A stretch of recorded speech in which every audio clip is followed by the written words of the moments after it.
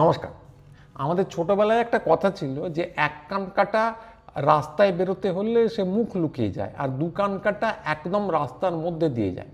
তা এখন দেখছি নির্বাচন কমিশন নামক আরেকটি বস্তু এসেছে, যারা শুধু রাস্তার মধ্যে দিয়ে যায় তাই নয়, একই সঙ্গে সাংবাদিক সম্মেলন করে বা ওই জাতীয় কিছু করে ঢাক ঢোল পিটিয়ে বলে আমার কিন্তু দু কান কাটা, তাতেও কিছু এসে যায় না, আমি সমস্ত কিছুই সুষ্ঠুভাবে করছি। তো এইটা বলছি কেন, যে এরকম না হলে গতকাল সুপ্রিম কোর্ট যা রায় দিয়েছে তারপর নির্বাচন কমিশনের একদম লজ্জায় মুখ লুকিয়ে অধোবদন হয়ে থাকার কথা, যে কোনো সুস্থ লোক হলেই তাই করত। তো সুপ্রিম কোর্ট গতকাল কি নির্দেশ দিয়েছে? তো গতকালের নির্দেশের আগে তার আগের নির্দেশটা বলে নেওয়া উচিত, যে রাজ্য সরকার এবং নির্বাচন কমিশন পরস্পরের উপর আস্থা রাখতে পারছে না বলে আগের দিন সুপ্রিম কোর্ট জানিয়েছিল যে আদালত বিচারপতি বা প্রাক্তন বিচারপতি এরকম লোকজনকে নিয়ে পর্যবেক্ষক তৈরি করা হবে এবং পর্যবেক্ষকদের পর্যবেক্ষণে বা পরিচালনায় এসআইআর প্রক্রিয়াটা পশ্চিমবঙ্গে চলবে। তাই এইটার পর গতকাল ছিল আরেকটা শুনানি, সেখানে জানা গেছে যে 250 জন আদালতের আধিকারিককে নিয়োগ করা হয়েছিল এবং সেখানে আদালত কোনো পর্যবেক্ষণ নয়, লিখিত নির্দেশে জানিয়েছে যে 250 জন আধিকারিক যদি দিনে গড়ে 250টা করেও নথি দেখেন, তাহলে 50 লাখ মানুষের নথি দেখতে সময় লাগবে 80 দিন, অর্থাৎ প্রায় 3 মাস। এর একদম ঐকিক নিয়মের অঙ্ক, ভুল হবার কোনো চান্স নেই। এই সংখ্যাটা যদি 50 লাখ হয়, এবার যদি 80 লাখ দেখতে হয় তো কোথায় গিয়ে পৌঁছবে সে তো আপনারা বুঝতেই পারছেন। এবং বাকি হচ্ছে আর মাত্র 3 দিন। বলা হয়েছিল 28 তারিখে নাকি ফাইনাল লিস্ট বেরোবে এবং তার বাকি আর 3 দিন। এবং ওই একই অঙ্কের হিসেব যেটা সুপ্রিম কোর্ট করেনি, আমরা যদি করি তাহলে দেখতে পাবো যে এইটা সম্পূর্ণ টাইম লাইনের মধ্যে শেষ করতে গেলে 6 থেকে 7 হাজার আধিকারিক লাগবে। তো সুপ্রিম কোর্ট বলেছে যে ঝাড়খণ্ড এবং উড়িষ্যা থেকে প্রয়োজনে আধিকারিকদের নিয়ে আসা যায়, তারা বাংলা থেকে শিখবেন এটা বলেনি এখনো, কিন্তু সংখ্যা মেলানোর জন্য আনা যেতে পারে। কিন্তু আপনাদের এইটুকু জানাই যে ঝাড়খণ্ড এবং উড়িষ্যার যে বিচারকদের সম্পূর্ণ সংখ্যা সমস্তটা যোগ করলেও 6-7 হাজার করা সম্ভব নয়, ফলে 3 দিনে যে ওটা হচ্ছে না সে নিয়ে কোনো সন্দেহ নেই। তো এই বিষয়টা পরে আসবো। তো এইখানে নির্বাচন কমিশনের লজ্জা পাওয়ার জায়গাটা কোথায়? কারণ নির্বাচন কমিশন এসআইআর এর নাম করে যেটা করছিল সেটা যে কত বড় জুমলা এই রায়ের পর ধরা পড়ে গেল। কারণ তারা দাবি করে আসছিল যে পুরো জিনিসটা তারা তাদের যে এক্সিস্টিং স্ট্রেংথ, যা ক্ষমতা আছে সেটা নিয়ে নাকি 28 তারিখ, আরও আগের ডেট ছিল 21 তারিখের মধ্যে শেষ করে ফেলবে। তো দেখা যাচ্ছে যে বিচারকদের নিয়োগ করার পরও পুরো জিনিসটা যদি সুষ্ঠুভাবে করতে হয় তাহলে অন্তত আরও 3 মাস লাগবে। অথচ নির্বাচন কমিশন দাবি করেছিল তারা হুড়মুড়িয়ে কোনো একটা ম্যাজিক লাগিয়ে খুব তাড়াতাড়ি 21 তারিখের মধ্যে শেষ করে ফেলবে। তো কথা হচ্ছে যে কোনো সুস্থ মানুষ সুষ্ঠুভাবে এই পুরো কাজটা করতে চাইলে এইভাবে পরিকল্পনা করে না। ফলে এটা একদম পরিষ্কার যে ওরা যেটা করতে চেয়েছিলেন সেটা জুমলা, ওইভাবে কাজটা করা যায় না। ওরা ঢাকঢোল পিটিয়ে কিছু একটা করতে চেয়েছিলেন এবং সন্দেহটা এখানেই আসে যে উদ্দেশ্য কিন্তু আসলে এসআইআর করে সুষ্ঠুভাবে এসআইআর করা কখনো ছিল না। সন্দেহ জাগে যে উদ্দেশ্যটা ছিল যে বাঙালিদের বাদ দিয়ে 1 নম্বর যে কোনো রকমে একটি বিশেষ দলকে ভোট বৈতরণী পার করে দেওয়া। এরপরেও একটা বৃহত্তর উদ্দেশ্য থাকতে পারে, সেটা নিয়ে একটা পরে অনুষ্ঠান করতে হবে। কিন্তু আপাতত কথা হচ্ছে এই যে এটা সন্দেহ, কিন্তু জুমলাটা সন্দেহ না। সুষ্ঠুভাবে ওরা যেটা করতে চেয়েছিলেন এরকম কোনো প্রমাণ নেই, বরং আদালতের নির্দেশে দেখা গেল ব্যাপারটা ঠিক উল্টো। এটা একটা পরিপূর্ণ জুমলা এবং সেটা ধরা পড়ে যাওয়ার পরেও ওদের লজ্জা, ঘেন্না, ভয় এসব কিছু নেই, 3 থাকতে নয়, এবং ওরা বুক বাজিয়ে ঘুরছে। তো কথা হচ্ছে এই যে ওদের জুমলা ধরা পড়ে গেছে এবং ওরা বুক বাজিয়ে ঘুরছেন, এবং সেটাই দেখায় যে বিপদটা কিন্তু এখনও কাটেনি। ধরা পড়ে যাওয়ার পরেও যারা বুক বাজিয়ে বলতে পারে, ঘুরে বেড়াতে পারে, তারা এত সহজে হার মানবে না। তো প্রথম কথা, সমস্যাটা কি? যে বিহার বা ঝাড়খণ্ড বা উড়িষ্যা থেকে যদি বিচারক আনা হয় তারা বাংলাটা কোত্থেকে শিখবেন জানি না। বাংলা শেখার তো একটা ট্রেনিংয়ের পদ্ধতি আছে, কি করে শিখবেন? বন্দ্যোপাধ্যায়, ব্যানার্জি, দাস, মোহাম্মদ, এমডি, শেখ, এসকে, এই সমস্যার সমাধান ওরা কী করে করবেন আমি জানি না। এবং যে কোনো প্রজেক্টেই অনবোর্ডিং যেটাকে বলে, অর্থাৎ একজনকে শেখানো, কি করতে হবে দেখানো, এইগুলোতে একটু সময় লাগে।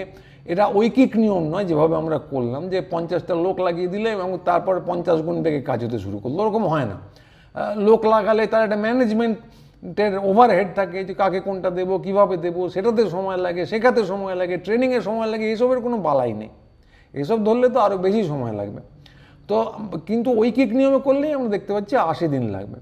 ফলে যেটা সমস্যা সেটা হচ্ছে যে ভোটার তালিকা সংশোধনের কাজ 28 তারিখের মধ্যে শেষ হবে না, এবং খুব সম্ভবত এটা চলতে থাকবে। এবং আমি জানি না 80 দিন চলবে না, 70 দিন চলবে না, 90 দিন চলবে। এবং সমস্যাটা হচ্ছে সাংবিধানিক কারণেই তার মধ্যে ভোটকে কিন্তু ঘোষণা করে দিতে হবে। ভোট ঘোষণা করা মানে মনোনয়নপত্র নেওয়া, এবং মনোনয়নপত্র নিলে একটা সময় সেই তারিখ শেষও করতে হবে। এবং সমস্যাটা হচ্ছে যে চালু যে পদ্ধতি আছে সেখানে কারো নাম যদি বাদ যায় ভোটার তালিকা থেকে, তিনি সেই ভোটের জন্য মনোনয়নপত্র জমা পড়ে যাবার দিন শেষ হয়ে যাওয়ার পর, মনোনয়ন শেষ হয়ে যাওয়ার পর আর সেটা নিয়ে নিবেদন করতে পারেন না। অর্থাৎ একটা সম্পূর্ণ গোলযোগ, চূড়ান্ত ক্যাওস তৈরি হতে চলেছে। এটা আমরা আন্দাজ করতে পারি যে কিছু লোক বাদ পড়ে যাবেন, তারা আবেদন করার চেষ্টা করবেন, কিন্তু মনোনয়ন শেষ হয়ে গেছে, তারা জায়গা পাবেন না। এবং এই যে কেওসটা তৈরি হবে, এটা একদিকে বিপর্যয়, কিছু লোককে বাদ দেবার যে প্রক্রিয়া চলছিল, খুব সিস্টেমেটিক পদ্ধতিগত একটা বিশৃঙ্খলা তৈরির চেষ্টা বলতে পারি, যেখানে ওই একটি বিশেষ দলকে ক্ষমতায় আনার চেষ্টা হতে পারে। তো এইটা আমাদের সন্দেহ, দীর্ঘদিন ধরে আমরা বলে আসছি। তো এইটা তো একটা দিক। দ্বিতীয়ত হচ্ছে যে এই পুরোটা নিয়ে বাঙালির জন্য একটা বিপর্যয় তৈরি হতে পারে, সাংবিধানিক সংকট তৈরি হতে পারে, যা খুশি বলুন, কিন্তু মোদ্দা কথা একটা ভয়ানক বিশৃঙ্খলা এবং মানুষের ভোটাধিকার যে থাকবে না, একটা অংশের মানুষ ভোটাধিকার থেকে বঞ্চিত হবেন তার আশঙ্কা এই সবকটাই দেখা যাচ্ছে। তো বিভিন্ন লোককে আমি দেখছি যে যারা হিন্দুত্ববাদ চান না, কিন্তু তারা এটা নিয়ে মোটামুটি শান্তিতে আছেন, যে বিজেপি বাপু আসতে পারবে না, কারণ এসআইআর নিয়ে ওরা মানুষের বিরুদ্ধে যা করলো তাতে মানুষ ভোট দিতে পারবেন না। কিন্তু কথা হলো, এই বিশৃঙ্খলা যদি চলতে থাকে, মানুষ যদি ভোটই দিতে না পারেন, কারণ আমরা দেখলাম যে এই প্রক্রিয়াটাও চলবে, মনোনয়নও চলবে, খুব সম্ভবত একই সঙ্গে চললে কিছু লোক বাদ যাবেনি, কত জানি না। তো যারা বাদ যাবেন, সেই বিক্ষুব্ধ মানুষরা যদি ভোটই দিতে না পারেন, তারা বিজেপির বিরুদ্ধে ভোট দেবেন কি করে? ফলে এইটা নিয়ে একটা নিশ্চিন্ত থাকার কিন্তু কোনো জায়গা নেই, খুব পরিষ্কার করে বললাম। নিশ্চিন্ত থাকার কেন? আরও কারণ নেই। কারণ হিন্দুত্ববাদের পক্ষে প্রচার, এই যে এসআইআরের তাণ্ডব চলছে, এসআইআর নিয়ে চূড়ান্ত বিশৃঙ্খলা চলছে, জুমলা ধরা পড়ে যাচ্ছে, তার মধ্যেও শুধু বিজেপি নয়, তার চারদিকে যে বলয় আছে, গদি মিডিয়া বলুন এবং আধুনিক শাইনিং বুদ্ধিজীবীরা আছেন বলুন, তারা কিন্তু বিজেপির হয়ে পরোক্ষে এবং অনেকটা প্রত্যক্ষেও প্রচার করে যাচ্ছেন। গতকালই একটা টিভি অনুষ্ঠানে একজন প্রখ্যাত সাহিত্যিক, তিনি দীর্ঘদিন ধরেই সংখ্যালঘু বিরোধী বক্তব্য রাখছেন, গতকালও রেখেছেন। তার আগের দিন একজন প্রখ্যাত ডাক্তার, তিনি আবার নিজেকে বামপন্থী বলে পরিচয় দেন, তিনি সরাসরি বিজেপির বিরুদ্ধে বিজেপির সঙ্গে জোট করে একজোট হয়ে লড়ার ডাক দিয়ে ফেলেছেন। তো এইগুলো বিষয়গুলো নিয়ে পরে আসছি মানে পরে একটা অনুষ্ঠান করতে হবে, আজকে হবে না। এবং সব থেকে আশঙ্কাজনক যেটা, সেটা দেখলাম যে 21 সালে নো ভোট টু বিজেপি বলে একটা ক্যাম্পেইন হয়েছিল, প্রচার হয়েছিল। সেই প্রচারের সঙ্গে যুক্ত ছিলেন কিছু লোকজন, তারা খুব সোচ্চারে জানিয়েছেন, খবরের কাগজে পড়লাম, যে বিজেপির পক্ষে আর হাওয়া নেই, একেবারেই হাওয়া নেই, ফলে নো ভোট টু বিজেপির আর কোনো প্রয়োজন নেই। তো খবরের কাগজে বেরিয়েছে, সত্যি কিনা জানি না, খবরের কাগজ অনেক কেটে বার করে, কিন্তু বক্তব্যের সুরটা এরকমই হওয়া স্বাভাবিক বলে আমি আন্দাজ করতে পারি। ভুল হলেও ওনারা নিশ্চয়ই বলবেন, সে ভুল নিশ্চয়ই সংশোধন করে দেওয়া যাবে। তো এইটা কিন্তু একটা হাওয়া চলছে যে বিজেপি, এই যে এসআইআর হচ্ছে চারদিকে, এর ফলে লোকে খুব ক্ষুব্ধ, বিজেপির পক্ষে আর হাওয়া নেই, আর বিজেপির বিরুদ্ধে বলবো না। তো একদল প্রকাশ্যে বলছেন যে বিজেপির সঙ্গে জোট করা দরকার, আরেক দল বলছেন বিজেপির বিরুদ্ধে বলার কিন্তু আর দরকার নেই। তা এই যে দ্বিতীয়টা, এটা আমার বেশি বিপজ্জনক লেগেছে, কারণ আমার শুনে সত্যি বলতে ইচ্ছে করলো, সত্যিই তো এখন তো অত্যন্ত আনন্দের সময়, বিজেপির হাওয়া একেবারে ফানুস একদম ফুটো হয়ে গেছে, বিজেপি সূক্ষ্ম হতে হতে একদম বিদেহী আত্মা হয়ে বাতাসে আকাশে বাতাসে মিলিয়ে গেছে। ট্রামে, টেম্পোয়ে, বাসে, ট্রেনে কোথাও আপনারা একটি লোকও খুঁজে পাচ্ছেন না যারা হিন্দুত্ববাদী কথা বলছে। আগ্রাসী হিন্দুত্ববাদ এখন একটা সম্পূর্ণ প্রাগৈতিহাসিক ব্যাপারে পরিণত হয়েছে। তো সত্যিই তো এই যে সুইটি বিবি, যার কথা আমরা ভুলে গেছি, সুইটি বিবি সহ আরও অনেকজন, অন্তত 10-12 লোকজন যে বাংলাদেশে বন্দী হয়ে আছেন এখনও, তাদেরকে লাথি মেরে যে বাংলাদেশে পাঠানো হয়েছিল, সেটা আসলে গত কয়েক মাসে ঘটেনি। সেটা হয়েছিল সেই মুঘল আমলে। আওরঙ্গজেব তাদেরকে লাথি মেরে তাড়িয়েছিলেন, তারা তখন থেকে ওখানে বসবাস করছেন। তো এই কদিন আগে একটি ছেলে মারা গেল ভিন রাজ্যে, সত্যিই তো, তার উপরে সে বাংলা বলছে বলে তাকে মারা হয়নি, তাকে জামাই আদর করতে যাওয়া হয়েছিল, একটু ভুল করে আদরের পরিমাণ বেশি হয়ে যাওয়ায় তাকে খুন করে সে মারা গেছে বেচারি। এবং সর্বশেষে আজকে সুপ্রিম কোর্টের রায়ের পর যে জুমলাটা ধরা পড়ে গেল, এখান থেকেও ভাবার কোনো কারণ নেই যে বাংলা এবং বাঙালির বিরুদ্ধে একটা চক্রান্ত চলছে, বাঙালিদের ভোটার লিস্ট থেকে বাদ দিয়ে কোনো ক্রমে বিজেপিকে ক্ষমতায় আনার একটা চক্রান্ত চলছে, এরকম সন্দেহ করারও কোনো প্রয়োজন নেই। এবং ঝাড়খণ্ড থেকে লোকেরা এনে এখন নিশ্চিন্ত থাকতে পারি, ঝাড়খণ্ড বা উড়িষ্যা থেকে বিচারকরা এসে একদম বাংলা টাংলা শিখে একদম নিশ্চিন্তভাবে পুরো জিনিসটার সমাধান করে দেবেন, এবং আমরা দু হাত মাথার উপর তুলে বগল বাজাতে পারি। তাই এদের হাবভাব দেখে আমার সেটা মনে হলো। তাই একদল এইরকম বলে যাচ্ছেন যে বিজেপির বিরুদ্ধে আর বলার কিছু নেই, যদিও অবস্থা এইরকমই। আর আরেক দল খুব পরিষ্কার করে বলছেন যে বিজেপির সঙ্গে জোট করুন। তো সেই ওই অংশটাকে নিয়ে আমি পরে বলবো, কী করে আমাদের বিখ্যাত বুদ্ধিজীবীরা তোল্লাই দিচ্ছেন এই হিন্দুত্ববাদী বাহিনীকে, তো সেটা নিয়ে বলার দরকার আছে, কিন্তু আজকে না।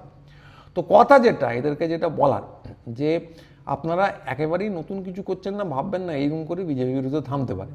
তো আমরা অনেক কিছু শুনে ফেলেছি, ডেমোগ্রাফি বদলে গেছে, তো প্রথম থেকেই শুনে যাচ্ছি ডেমোগ্রাফি বদলে গেছে, জনবিন্যাস বদলে গেছে, কোটি কোটি রোহিঙ্গা ঢুকে পড়েছে, এবং বাঙালিদের যখন ভিন রাজ্যে ঠেঙানো হচ্ছে তখন খুব স্পষ্ট করে বলা হয়েছে এই ঠেঙানোর কারণ কিন্তু বাংলা ভাষা বলা নয়, বাঙালিত্ব নয়, এই ঠেঙানোর আসল কারণ হচ্ছে অর্থনৈতিক। এবং আমরা আরও দেখেছি যখন বস্তি ফাঁকা হয়ে যাচ্ছে বলে প্রচার করছিল, এখন মিডিয়ারা বাধ্য হচ্ছে দেখাতে যে এসআইআর ফলে লোকের সমস্যা হচ্ছে, কিন্তু বস্তি ফাঁকা হয়ে যাচ্ছে, সীমান্তে বাংলাদেশিদের ভিড় দেখাতে কারো কোনো কসুর হয়নি, লাহোর করাচি দখলের মতোই। এবং এসআইআর যখন শুরু হয়, এসআইআর নিয়ে আতঙ্কিত হবেন না প্রগতিশীলরা বলছিলেন, এবং গদি মিডিয়া বলছিল এ তো খুব সাধারণ ব্যাপার, এ তো হয়েই থাকে।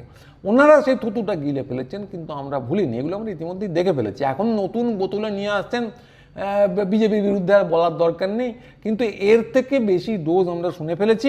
ফলে আমরা যারা বিজেপির বিরুদ্ধে কথা বলেছি তারা বিজেপির বিরুদ্ধে কথা বলে যাব, এবং আমরা যারা বিজেপিকে ভারতবর্ষের সবথেকে বড় বিপদ, অভূতপূর্ব, এই জিনিস আগে কখনো হয়নি এরকম একটা বিপদ মনে করি, তারা সেই কথাই বলে যাবে। এবং উল্টো দিকে যারা কথা বলছেন, মনে রাখবেন যে বিরোধী পক্ষের প্রত্যেকটি দলে, যে আমি কথাটি বললাম বিজেপি সব থেকে বড় বিপদের ধারে কাছে কেউ নেই, বিরোধী পক্ষের প্রত্যেকটি দল একদম এই লাইনে কথা বলে।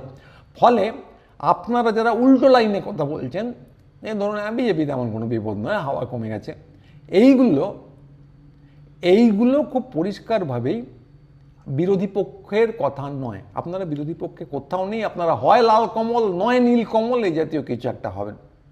তো নো ভোট টু বিজেপির ক্যাম্পেইনে ছিলেন এরকম লোকজন যদি এরকম কথা বলে থাকেন, তো পরিষ্কার একটা কথা বলে দেওয়া দরকার যে ওই স্লোগানটার কোনো কপিরাইট নেই। আমি ব্যক্তিগতভাবে বা গুরুচণ্ডালী কোনোভাবেই ওই ক্যাম্পেইনটার সঙ্গে যুক্ত ছিল না, কিন্তু কথা খুব পরিষ্কার, ওই স্লোগানটার কোনো কপিরাইট নেই, যেই যার খুশি দেবেন না। এবং আমরা যে ভারতবর্ষের বুকে ফ্যাসিবাদ নামিয়ে আনার একটা চেষ্টা হচ্ছে, এর বিরুদ্ধে কথা বলে যাব।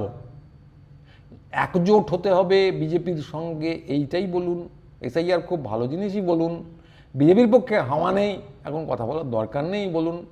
এই সব দিয়ে এই মুহূর্তে আর চিড়ে ভিজবে না, যারা বলার তারা বলবেন। এবং কবির সুমনের কথা ধার করেই বলি, দিল তড়াক তড়াক করে লাফিয়ে ওঠে তাই চল বিজেপি তাড়াই। তো কবির সুমন একটা গান করেছেন এই নিয়ে, সেটা অতি চমৎকার লেগেছে আমার, সেটা দিয়েই শেষ করলাম, চল বিজেপি তাড়াই। তো এই জায়গাটায় আমরা যারা একমত তারা একজোট হই, কারণ ফ্যাসিবাদকে কোনো ছাড়ছড় নেই। পশ্চিমবঙ্গের শাসক দল যারা আছেন তারা খুব ভালো কাজ করছেন এরকম না, তো তাদের বিরুদ্ধে কথা বলার দরকার আছে। বিরোধী দল যারা আছেন বামপন্থীরা, তারা যে কী করছেন টের পাই না, ফলে তাদের লাইন নিয়ে সমালোচনারও জায়গা আছে। কিন্তু এইগুলো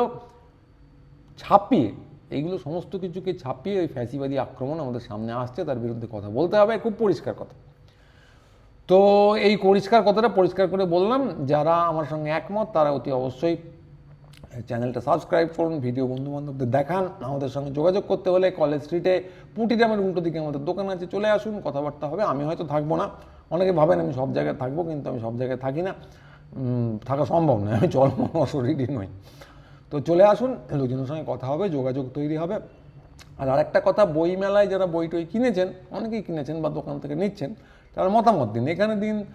ধরুন ফেসবুকে নানা রকম বইয়ের গ্রুপ আছে, বই পোকা, মলাট, আমাদের সাইট আছে, এখানে অতি অবশ্যই লিখুন বইগুলো কেমন লাগছে।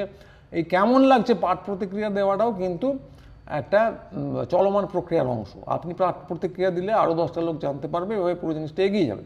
ফলে এটাকে খাটো করে দেখবেন না, অতি অবশ্যই দিন। আর আমাদের সঙ্গে আমাদের যে হোয়াটসঅ্যাপ গ্রুপ আছে, ঢুকে পড়তে পারেন, যোগাযোগ থাকবে। তো আজকে এইটুকুই, সবাই ভালো থাকবেন। পরের ভিডিও নিয়ে খুব তাড়াতাড়ি আবার আসবো। নমস্কার।